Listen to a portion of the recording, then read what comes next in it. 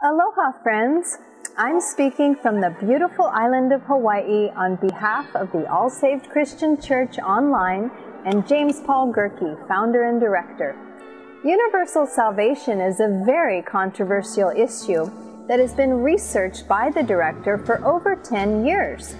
The first thing people say when they hear all will be saved is, what about Hitler? Yes, there's a special verse for him. The Messiah died for the ungodly. Not only that, but he even died for his enemies.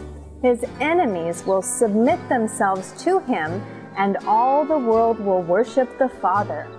Are not those the enemies that don't believe in him and reject him? Yahshua Messiah desires that all mankind will be saved and receive the knowledge of the truth. Whatever he desires, that he does, and his will be done on earth as it is in heaven. Therefore, we both labor and suffer reproach because we trust in our Creator, who is the Savior of all mankind, especially those that believe. These things command and teach. Many churches use parables as their doctrine on hell and damnation. Strong's Bible Concordance states that a parable is a fictitious story that is told to prove a moral, and it is difficult to convince people of this. If parables were true stories, you would have to pluck your eye out and cut your hand and foot off if you lusted. And many Christians would be getting their disability checks by now. The Christian church is correct when they say you must accept Yeshua to be saved. With the mouth, confession is made unto salvation.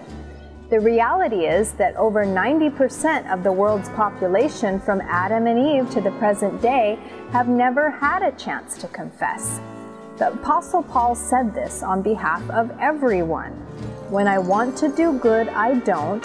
When I don't want to do bad, I do. This is not me, but the evil and sin that dwells within me. O wretched man that I am, who shall deliver me from this body of death? There was a man possessed with 2,000 demons, and Yeshua cast them into a herd of swine. After that, he was sitting at Yeshua's feet and in his right mind.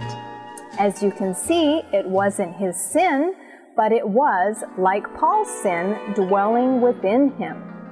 Only the sin and evil that dwells within us is cast into the lake of fire, and not our spirit. Whoever commits sin is of the devil, and all sin has to have the devil's input. He is the god of this world, and he takes us captive at his will. The lake of fire is prepared for the devil and his angels, and not us. Yeshua Messiah said, I am the way, the truth, and the life. No man comes to the Father except by me. At the judgment, all knees will bow to me and confess to the Father. With the mouth, confession is made unto salvation. By the way, there are no verses that say they won't want to bow their knees and confess. So, precept must be upon precept, line upon line, here a little, there a little. And that has been accomplished here. For much more information on this subject and 18 short articles you would enjoy, log on to the website shown. From our church online, may the love and peace from Yahweh be with you always.